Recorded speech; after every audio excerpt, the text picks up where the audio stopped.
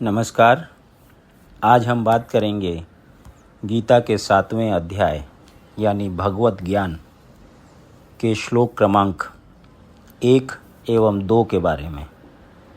श्री भगवान उवाच मय्यासक्तमनाः पार्थ योगम युञ्जन्मदाश्रयः असंशयं समग्रं मां यथा ज्ञास्यसि तच्छृणु। श्री भगवान ने कहा, हे प्रथापुत्र, अब सुनो कि तुम किस तरह मेरी भावना से पूर्ण होकर और मन को मुझ में आसक्त करके योगाभ्यास करते हुए मुझे पूर्णतया संशय रहित जान सकते हो। तात्पर्य: श्रीमद् भागवत के इस 7वें अध्याय में कृष्ण भावनामृत की प्रकृति का विशद वर्णन हुआ है। कृष्ण समस्त ऐश्वर्यों से पूर्ण हैं और वे इन्हें किस प्रकार प्रकट करते हैं, इसका वर्णन इसमें हुआ है। इसके अतिरिक्त इस अध्याय में इसका भी वर्णन है कि 4 प्रकार के भाग्यशाली व्यक्ति कृष्ण के प्रति आसक्त होते हैं और 4 प्रकार के भाग्यहीन व्यक्ति कृष्ण की शरण में कभी नहीं आते। प्रथम 6 अध्यायों में जीवात्मा को अभौतिक आत्मा के रूप में वर्णित किया गया है, जो विभिन्न प्रकार के योगों द्वारा आत्म साक्षात्कार को प्राप्त हो सकता है। 6वें अध्याय के अंत में यह स्पष्ट कहा गया है कि मन को कृष्ण पर एकाग्र करना या दूसरे शब्दों में कृष्ण भावनामृत ही सर्वोच्च योग है। मन को कृष्ण पर एकाग्र करने से ही मनुष्य परम सत्य को पूर्णतया जान सकता है, अन्यथा नहीं। निर्विशेष ब्रह्म ज्योति या अंतर्यामी परमात्मा की अनुभूति परम सत्य का पूर्ण ज्ञान नहीं है, क्योंकि यह आंशिक होती है। कृष्ण ही पूर्ण तथा वैज्ञानिक ज्ञान है और कृष्ण भावनामृत में ही मनुष्य को सारी अनुभूति होती है। पूर्ण कृष्ण भावनामृत में मनुष्य जान पाता है कि कृष्ण ही निस्संदेह परम ज्ञान है। विभिन्न प्रकार के योग तो कृष्ण भावनामृत के मार्ग के सोपान सदृश हैं। जो व्यक्ति कृष्ण भावनामृत ग्रहण करता है वह स्वतः ब्रह्म ज्योति तथा परमात्मा के विषय में पूरी तरह जान लेता है। कृष्ण भावनामृत योग का अभ्यास करके मनुष्य सभी वस्तुओं को यथा परम सत्य, जीवात्माएं, प्रकृति तथा साज सामग्री समेत उनके प्राकट्य को पूरी तरह जान सकता है। अतः मनुष्य को चाहिए कि 6ठे अध्याय के अंतिम श्लोक के अनुसार योग का अभ्यास करें। परमेश्वर कृष्ण पर ध्यान की एकाग्रता को नवधा भक्ति के द्वारा संभव बनाया जाता है, जिसमें श्रवणम अग्रणी एवं सबसे महत्वपूर्ण है। अतः भगवान अर्जुन से कहते हैं, तच्छृणु अर्थात मुझसे सुनो। कृष्ण से बढ़कर कोई प्रमाण नहीं, अतः उनसे सुनने का जिसे सौभाग्य प्राप्त होता है वह पूर्णतया कृष्ण भावना भावित हो जाता है। अतः मनुष्य को या तो साक्षात कृष्ण से या कृष्ण के शुद्ध भक्त से सीखना चाहिए, न कि अपनी शिक्षा का अभिमान करने वाले अभक्त से।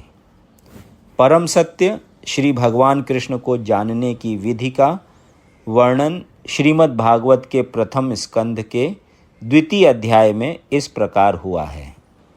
शृण्वतां स्वकथाः कृष्णः पुण्य श्रवण कीर्तनः हद्यन्तः स्थो या भद्राणि विधुनोति सुहत्सताम् नष्टप्रायेषु भद्रेषु नित्यं भागवत सेवया भगवत्युत्तम श्लोके भक्तिर्भवति नैष्ठिकी तदा रजस्तमो भावाः कामलोभादयश्च ये चेत एतैर्नाविद्धं स्थितं सत्त्वे प्रसीदति।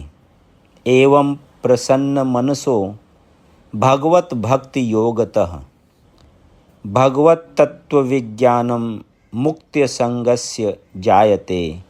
भिद्यते हृदयग्रन्थिश्छिद्यन्ते सर्वसंशयाः क्षीयन्ते चास्य कर्माणि दृष्ट एवात्मनीश्वरे। वैदिक साहित्य से श्री कृष्ण के विषय में सुनना या भगवत गीता से साक्षात उन्हीं से सुनना अपने आप में पुण्य कर्म है, और जो प्रत्येक हृदय में वास करने वाले भगवान कृष्ण के विषय में सुनता है, उसके लिए वे शुभेच्छु मित्र की भांति कार्य करते हैं, और जो भक्त निरंतर उनका श्रवण करता है उसे वे शुद्ध कर देते हैं। इस प्रकार भक्त अपने सुप्त दिव्य ज्ञान को फिर से पा लेता है। ज्यों-ज्यों वह भागवत तथा भक्तों से कृष्ण के विषय में अधिकाधिक सुनता है, त्यों-त्यों वह भगवत भक्ति में स्थिर हो जाता है।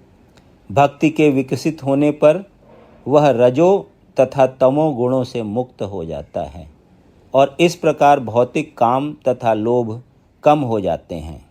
जब ये कल्मश दूर हो जाते हैं तो भक्त सतोगुण में स्थिर हो जाता है, भक्ति के द्वारा स्फूर्ति प्राप्त करता है और भगवत तत्व को पूरी तरह जान लेता है।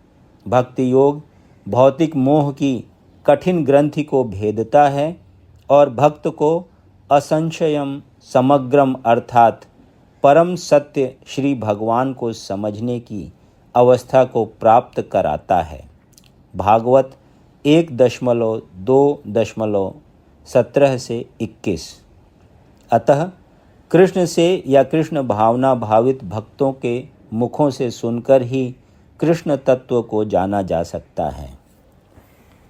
ज्ञानम तेहम सविज्ञानमिदं वक्ष्याम्यशेषतः यज्ज्ञात्वा नेह भूयो अन्यज ज्ञातव्यम वशिष्यते।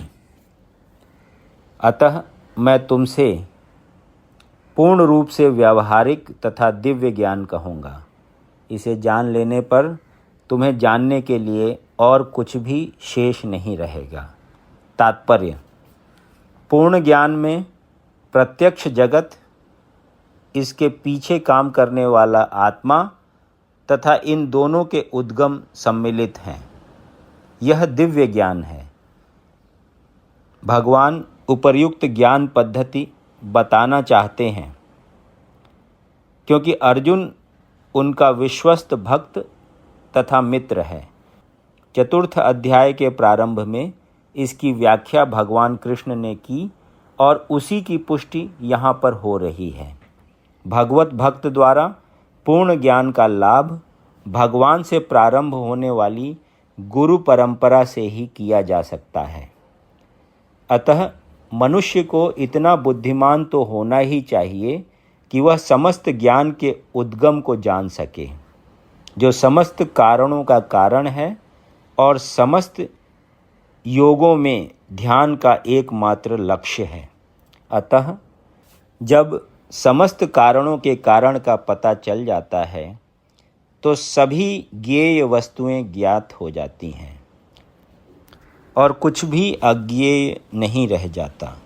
वेदों का मुंडक उपनिषद 1.3 में कहना है, कस्मिन् भगवो विज्ञाते सर्वमिदं विज्ञातम भवति। यदि आपको ये वीडियो पसंद आया तो इसे लाइक करें और ऐसे ही अन्य वीडियोज़ को सुनने के लिए इस चैनल को सब्सक्राइब करें। धन्यवाद।